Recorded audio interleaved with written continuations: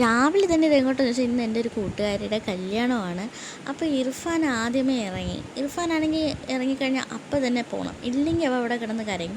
തൊട്ടടുത്തായതുകൊണ്ട് ഇക്ക തന്നെ ഇങ്ങോട്ട് വെച്ച ഓഫറാണ് കൊണ്ടാക്കാമെന്ന്. പിന്നെ ഒന്നും നോക്കിയില്ല, ഇക്കാരെ വണ്ടി കയറി മണ്ഡപത്തിലെത്തി.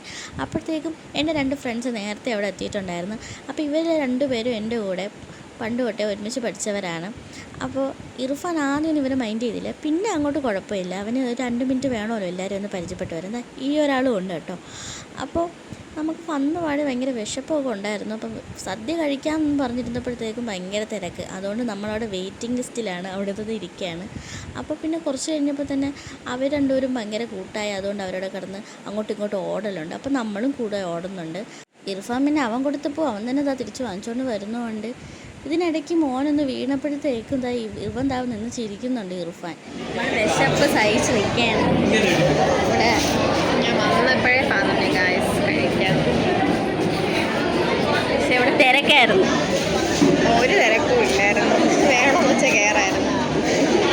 ഈ 2 പിഞ്ച് കുഞ്ഞുങ്ങളെ ഞാൻ മാത്രമേ ഓർത്തോളൂ. അവളെ വയറ് സത്യമായിട്ട് ഓർത്തത്. എനിക്ക് എന്തുകൊണ്ട് നിന്റെ മോനെ എനിക്ക് റോസാപ്പൂ, ഇപ്പോഴത്തെ മോനെ എനിക്ക് നാരങ്ങ തന്നു. ഒടുവിൽ നമ്മൾ കാത്തിരുന്ന ആ ഒരു കാര്യം നടന്നു. സദ്യ നമ്മൾ കഴിച്ചു. അങ്ങനെ നമ്മൾ കഴിച്ചതിന് ശേഷം പുറത്തിറങ്ങിയിട്ടുണ്ട്.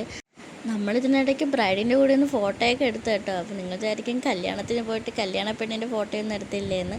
പക്ഷെ നമ്മൾ കല്യാണത്തിന് പെണ്ണിൻ്റെ ഫോട്ടോയൊക്കെ എടുത്തു, പക്ഷേ ഫോട്ടോസൊന്നും കിട്ടിയില്ല.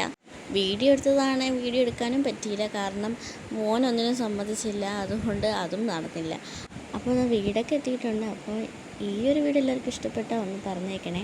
അപ്പോൾ ഇനി ഉടനെ അടുത്തൊരു വീഡിയോ ആയിട്ട് ഉടനെ തന്നെ വരാം.